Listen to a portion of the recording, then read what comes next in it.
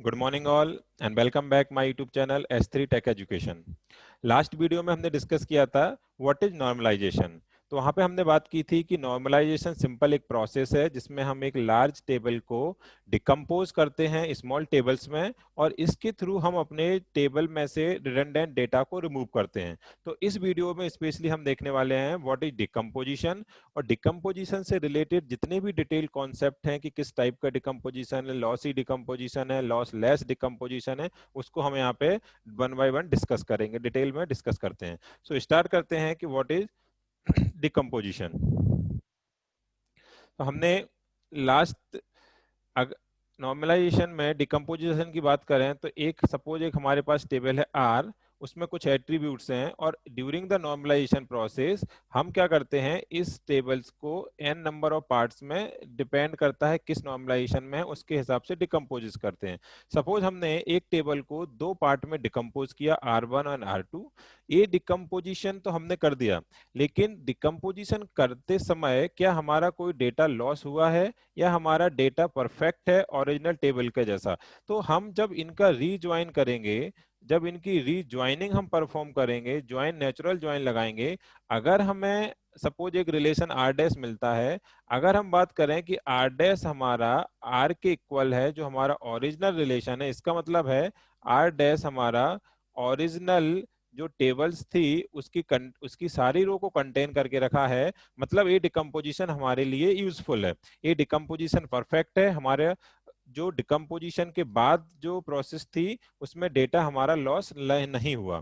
लेकिन अगर हम कभी बात करते हैं कि R dash is not equal to R, अगर हमारा आर डैश ओरिजिनल टेबल के इक्वल नहीं है, इसका मतलब है कि इसमें या तो कुछ एक्स्ट्रा रोज ऐड हुई हैं या कुछ रोज कम हुई हैं। तो दोनों ही केस में हम बोलेंगे कि हमारा डिकम्पोजिशन कैसा है, यूजफुल नहीं है। तो हम इस केस को बोलने लगते हैं लॉस लेस डिकम्पोजिशन। इसका मीन्स कि हमारा डिकम्पोजिशन एग्जैक्ट है, परफेक्ट है, और इसको हम बोलने लगते हैं लॉसी डिकम्पोजिशन, मतलब इसमें हमारा डेटा लॉस हुआ है। तो हमेशा हमें प्रेफरेबल रहेगा, हमें ये डिकम्पोजिशन जब R1 R2 करना है तो कुछ इस तरीके से करना रहेगा कि हमारा डेटा लॉस ना हो। तो इसी प्रोसेस को हमें डिटेल में समझना रहेगा कि किस तरीके से हमें आइडेंटिफाई करेंगे।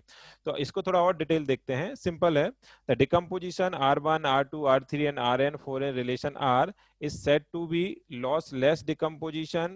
lossless means जब हमने join and get original relation R, जो हमने यहाँ पे देखा कि उनको नेचुरल ज्वाइन परफॉर्म करने पे अगर ओरिजिनल रिलेशन हमें मिलता है मींस डिकम्पोजिशन लॉसलेस है।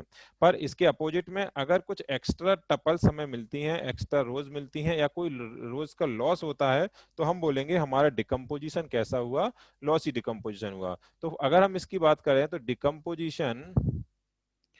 डिकम्पोजिशन हमारा दो पार्ट में मिलेगा, वन इज लॉसलेस डिकम्पोजिशन और दूसरा होगा हमारा लॉसी डिकम्पोजिशन। राइट, तो हमें हमेशा क्या करना है, इस तरीके से टेबल को डिवाइड करना है, डिकम्पोज करना है कि हमारा जो डिकम्पोजिशन है वो कैसा होना चाहिए, लॉस लेस होना चाहिए। कैसे करेंगे आगे हम इसको डिटेल्स में देखते हैं। So this is the simple process of decomposition. अब हम अगर बात करें कि डिकम्पोजिशन को कैसे करेंगे तो कुछ रूल्स हमको फॉलो करना पड़ेंगे जो इंपॉर्टेंट है। अगर सपोज एक टेबल आर है, उसमें कुछ एट्रीब्यूट्स हैं ए बी एंड सी, और हमने इसको दो पार्ट में डिवाइड किया R1 एंड R2। यहाँ पे रखा हमने ए बी और यहाँ पे रखा ए सी एग्जाम्पल के लिए। तो ये तीन रूल्स हमें फॉलो करना है कि simple attributes of R1 and attributes of R2 का जब यूनियन निकालेंगे तो यूनियन एट्रीब्यूट्स आर के ओरिजिनल के इक्वल मिलना चाहिए। सिंपल से मीनिंग में समझें, अगर हमारे ओरिजिनल टेबल में तीन एट्रीब्यूट्स हैं ए बी सी, तो डिकम्पोज होने के बाद हमें तीनों एट्रीब्यूट्स प्रिजर्व रखना है, जैसे ए बी और सी तीनों एट्रीब्यूट्स हमारे डिकम्पोज रिलेशन में हैं। ऐसा पॉसिबल नहीं हो सकता कि R1 में अगर बात करें ए कॉमा बी और R2 में बात करें सपोज सी सॉरी यहाँ पे बात करें बी। तो अगर ऐसा करेंगे तो आप देखोगे कि हमने यहाँ पे सी जो एट्रीब्यूट्स था उसको लॉस कर दिया, और जब उसको लूज कर दिया, लॉस कर दिया, इसका मतलब है कि डेट डिकम्पोजिशन तो यहीं पे सिंपल क्लियर दिख रहा है कि हमारा सही नहीं है। तो ऑब्वियसली पहली चीज हमेशा क्लियर होना चाहिए हमारे लिए कि हमारा जितने भी नंबर ऑफ एट्रीब्यूट्स हैं हमारे ओरिजिनल टेबल्स में, वो हमारे हमेशा नंबर ऑफ एट्रीब्यूट्स हमारे किस में मिलना चाहिए, हमारे लिए मिलना चाहिए इसमें। सेकेंड अगर हम बात करेंगे सेकेंड अगर हम बात करते हैं, दूसरा एक हमारा है कंडीशन है कि attributes of R1 and attributes R2 नल नहीं होना चाहिए। जैसे एग्जांपल के लिए इसमें हम देखा था, जो हमने R में दो हैं A कॉमा B और R1 है, और R2 में हमने देखा था ए कॉमा सी, सपोज एग्जाम्पल के लिए। तो अगर हम यहाँ पे बात करेंगे तो एटलीस्ट एक एट्रीब्यूट दोनों टेबल्स में कॉमन होना चाहिए, क्योंकि हम जब नेचुरल ज्वाइन लगाएंगे तो हमारे लिए एक एट्रीब्यूट वहां पे जरूरत पड़ेगी। तो इसीलिए हम बोलते हैं कि हमें इस तरीके से डिकम्पोजिशन होना चाहिए कि उनमें एटलीस्ट एक एट्रीब्यूट तो कॉमन होना चाहिए, राइट। तो हमारा फाई नहीं होना चाहिए, उनका सबसेट। अल्टीमेट मीनिंग वही है कि उनमें एक एट्रीब्यूट नेचुरल ज्वाइन के लिए मिलना चाहिए। तीसरी जो कंडीशन जो हमें हमेशा दिख जाएगी कि जो कॉमन एट्रीब्यूट्स है, सबसेट का मतलब है सिंपल है कॉमन एट्रीब्यूट्स।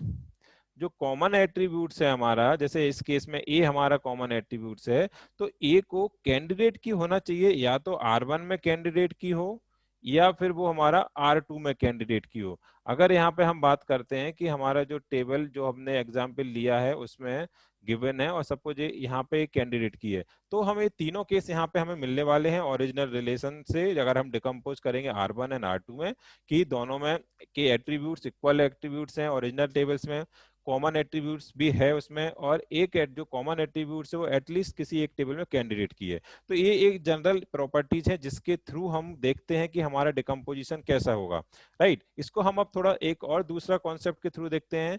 इसको हम थोड़ा और एक्सप्लोर करते हैं इस कॉन्सेप्ट को डेटा के हिसाब से कि किस तरीके से हमारा डेटा डिकम्पोज हुआ। तो यहाँ पे एक एग्जांपल है जिसमें R एक हमारे पास टेबल है, उसमें तीन एट्रीब्यूट्स हैं हमारे पास, R1 R2 एंड R3। इसमें sorry A B and C तीन एट्रीब्यूट्स एक रिलेशन R में। इसके दो पॉसिबल केस हैं डिकम्पोज के।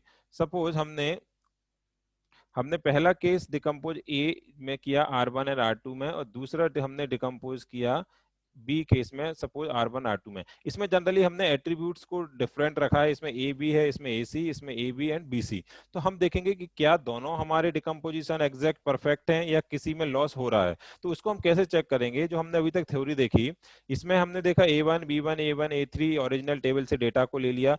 अब हम इसमें क्या करने वाले हैं, इन दोनों के बीच में नेचुरल ज्वाइन परफॉर्म करने वाले हैं और चेक करेंगे जो डेफिनेशन है कि क्या ओरिजिनल टेबल का हमें कंटेंट यहाँ मिलता है, और अगर मिलेगा इसका मतलब है कि हमारा टेबल, हमारा डेटा कैसा है, लॉस लेस है। तो इसमें हमने जब ज्वाइन लगाएंगे तो इसमें ऑब्वियसली एक कॉमन एट्रीब्यूट्स मिलेगा, ए मिलने वाला है, ए बी तीन एट्रीब्यूट्स आएंगे। और ज्वाइनिंग, नेचुरल ज्वाइन को हम समझते हैं कि किस तरीके से लगाते हैं, तो देखते हैं उनको। A1 का A1 के साथ मैच होगा तो A1 B1 और C1। अब पहली वाली रो का दूसरे से कंडीशन फॉल्स होगी, इसका देखेंगे A3 रहेगा यहाँ पे, A3 है, इसका यहाँ पे देखेंगे इससे कंडीशन फॉल्स होगी और इसके साथ कंडीशन ट्रू होगी, मतलब A3 B3 और C2। हमने ये नेचुरल ज्वाइन का रिजल्ट आया अगर हमने इन दो केस में डिकम्पोज किया, और हमने देखा कि यहाँ पे जो रिजल्ट है एग्जैक्ट इक्वल है आर के इक्वल है। इसका मतलब क्या हुआ, ये हमारा कैसा है, लॉस लेस डिकम्पोजिशन यहाँ पे हुआ। इसके जो अगेंस्ट जो दूसरा केस है इसको हम देखते हैं कि ये क्या हमारा रिजल्ट देने वाला है। जो हमारा एक और जो हमने केस बी बनाया, अगर हम इनको कुछ इन एट्रीब्यूट्स के हिसाब से डिवाइड करेंगे कि A B and B C, तो क्या ए बी डिकम्पोजिशन प्रॉपर है, चेक करते हैं, इनका हम नेचुरल ज्वाइन परफॉर्म करते हैं। तो पहला A1 का इससे मैच होगा, सॉरी B1 का एट कॉमन एट्रीब्यूट्स, तो B1 का B1 से मैच होगा ऑब्वियसली। तो यहाँ पे लिखेंगे B1, यहाँ पे लिखा हमने, सॉरी यहाँ पे लिखा, इसको थोड़ा सा करेक्ट कर लेते हैं।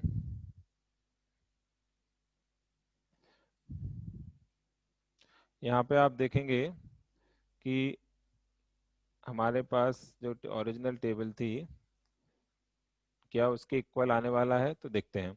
हाँ, यहाँ से B1 का B1 से मैच होगा तो हमारा आएगा A1 B1 और C1। अब इस B1 का जब सेकेंड रो से चेक करेंगे यहाँ पे भी ट्रू होगा, तो फिर आएगा A1 B1 एंड C2। अब B1 का इससे चेक करेंगे तो पहले रो से मैच होगा, ऑब्वियसली मैच होगा। जब मैच होगा तो आप देखोगे कि यहाँ आएगा A1 B1 C1 A3, यहाँ पे सॉरी यहाँ पे भी आने वाला था A3 B1 C1 A3 B1 and C2 means ए इसका नेचुरल ज्वाइन का रिजल्ट आया केस नंबर 2 में, अगर हमने इन दोनों का ज्वाइन किया। यहाँ पे बहुत क्लियर दिख रहा है कि क्या ये ओरिजिनल टेबल के इक्वल है, ये हमारी ओरिजिनल टेबल है, ये हमारा रिजल्टेंट टेबल है, नहीं है। इसमें कुछ रो एक्स्ट्रा आई हैं। कुछ रो एक्स्ट्रा कौन सी आई हैं, अगर उनको हम देखना चाहें यहाँ से, तो आपको बहुत क्लियर दिखेगा कि इसमें जो रो एक्स्ट्रा आई हैं, A1 B1 C1, ए हमारी ओरिजिनल रो है, ए भी हमारी A3 B1 C2 ए भी हमारी ओरिजिनल है। ये जो दो रो एक्स्ट्रा आई हैं ये हमारी लॉस लेस हुआ यहाँ पे, सॉरी यहाँ पे लॉस हमारा डेटा का हुआ है, कुछ अननेसेसरी रिकॉर्ड्स हमारे ओरिजिनल टेबल में आने लगे। इसका मतलब है कि जो हमारा सेकंड केस था ये हमारा कैसा है, लॉसी डिकम्पोजिशन है, राइट। और इसमें हम क्लियर देख सकते हैं, जो हमने लास्ट स्लाइड में 3 केस देखे थे, यहाँ पे अगर हम देखेंगे तो क्लियर है कि 1 2 3 रूल 1 था जो कि तीनों एट्रीब्यूट्स होना चाहिए, ट्रू है। रूल्स 2 यहाँ पे क्या था कि एटलीस्ट 1 होना चाहिए कॉमन, ऑब्वियसली यहाँ पे दिख रहा है कि ए कॉमन है, ए भी फॉलो है। और इस केस में तो बहुत ही क्लियर है कि हमें दिख भी रहा है कि ये यहाँ पे यूनिक नंबर है या जो भी है, तो ये कैंडिडेट की भी है। तो हालांकि ये हमारा यहाँ पे तीनों केस यहाँ विजिबल भी है, लेकिन हमने यहाँ पे ये भी देखा कि किस तरीके से हम एक जनरल कॉन्सेप्ट को समझेंगे कि लॉस लेस है, लॉसी डिकम्पोजिशन है। अगर ओरिजिनल टेबल में डेटा आ जाता है मींस लॉसलेस, अदरवाइज हमारा कैसा है, लॉसी डिकम्पोजिशन। तो ये तो हमारा एक छोटा सा कॉन्सेप्ट था डिकम्पोजिशन का। नेक्स्ट वीडियो में हम स्पेशली देखेंगे कि हम किस तरीके से न्यूमेरिकल के फॉर्म में चेक करेंगे कि डेटा हमारा डिकम्पोजिशन है, सॉरी लॉसलेस है, लॉसी डिकम्पोजिशन है। सो इस वीडियो में इतने ही। नेक्स्ट वीडियो में हम इसके न्यूमेरिकल करेंगे कि किस तरीके से हम आइडेंटिफाई करेंगे। इस तरीके से हम टेबल में बार बार नहीं बना सकते डेटा को, तो फंक्शनल डिपेंडेंसीज हमें गिवन होंगी और उससे हम कैसे चेक करेंगे कि लॉस लेस है या लॉसी डिकम्पोजिशन है। सो इस वीडियो में इतना ही, थैंक यू।